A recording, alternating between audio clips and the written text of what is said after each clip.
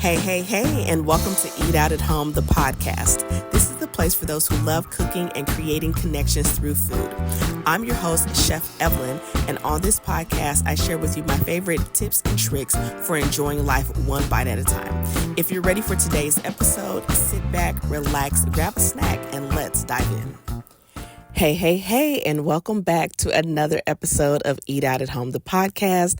And today I want to chat about what was really the biggest obstacle for me cooking at home consistently. And maybe this will resonate with you and you will find some helpful tips or ideas or just relate to the struggle that was me trying to cook at home consistently. But I wanted to share this because, there are so many videos out there about meal planning and meal prepping and, stocking up, on Sunday and cooking 7 days of the same meal and putting everything in mason jars. And listen, there is a percentage of people where that is a fantastic system for them. So this is not about, what's right or what's wrong or what's better or what's worse. It's really all about finding what works for you. And I would tell you that as convenient as that sounded, it did not work for me. And then you get into the meal planning world and people are telling you, have Taco Tuesday and have Meatless Monday and have Fish Fridays and all of these things. And again, there is a population of people where that system works fantastic for them.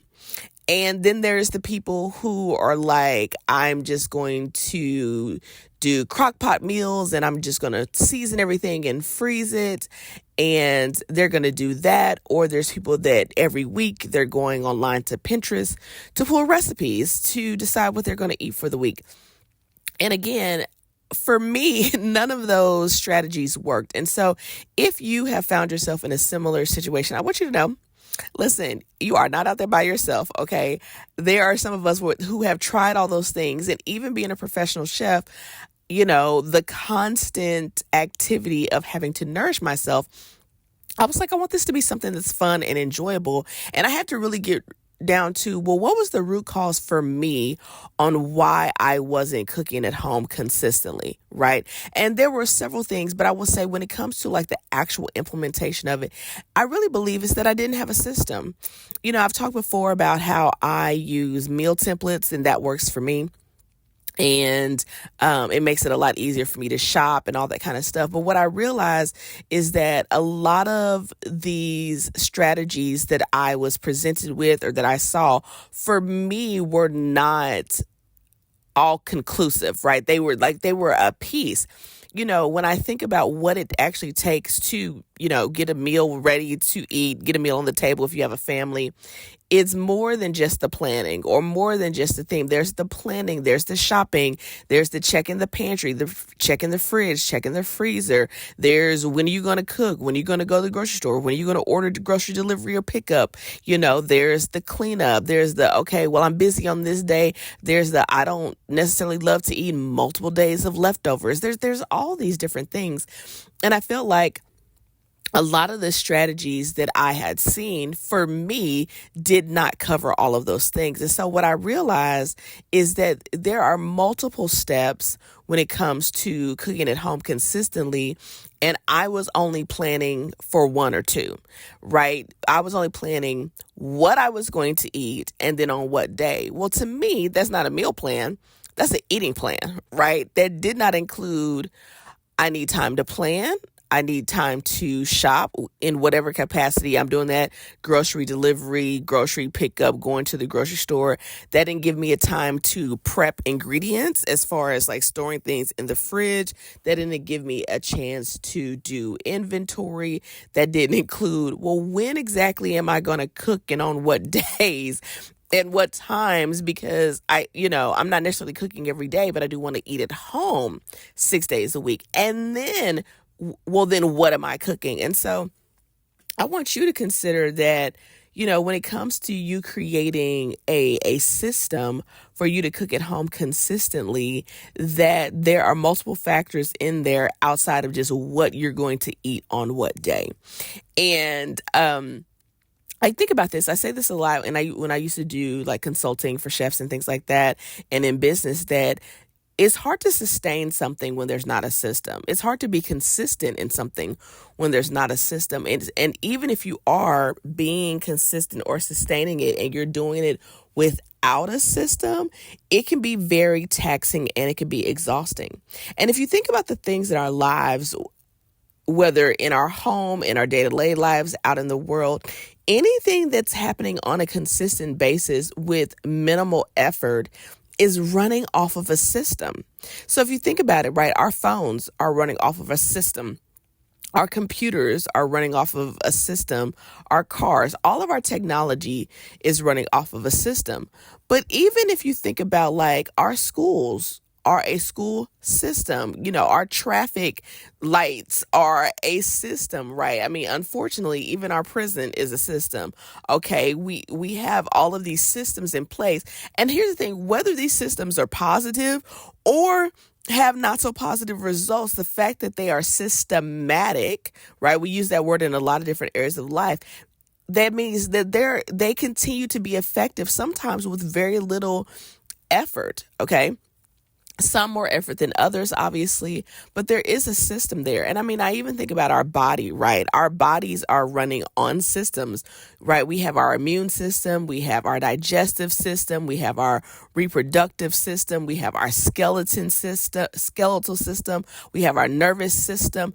Everything is running on a system. And so when it comes to nourishing ourselves and cooking at home consistently, it would, at least for me, it was so beneficial to think of the fact like, oh, I need a system for this to make it something that's I don't have to think about all the time. I need to create the system, and then I just need to run the system, right? Versus trying to do everything manually all the time. So I was like, what can I do to look at all the steps for me? And it may be different for each person and each family. What can I do differently to look at each part of this process and systemize it? How can I make a decision once so I'm not making a decision every single day or sometimes every single week? And okay, when am I going to go to the store? Okay, what am I buying? What am I shopping? Okay, what am I eating? Okay, what's going to be for dinner? Like, it was too much. And so when something takes that much effort, that much decision fatigue, the constant on the brain, it becomes something that's not enjoyable. It becomes something that's really hard to sustain. It becomes something that starts to feel like a chore. It becomes something that, you feel like, I don't want to do this. And it's because you're trying to run something on manual that needs to be systematic. So the biggest thing for me was to create a system around cooking at home consistently and looking at all of the parts and saying to myself, how do I, for my lifestyle, create a system around this so that it can be sustainable, right? I mean, we even have the solar system, right? Nature runs on systems, I mean, even in your house, you have your electrical system and your plumbing system and your heating and cooling system, right?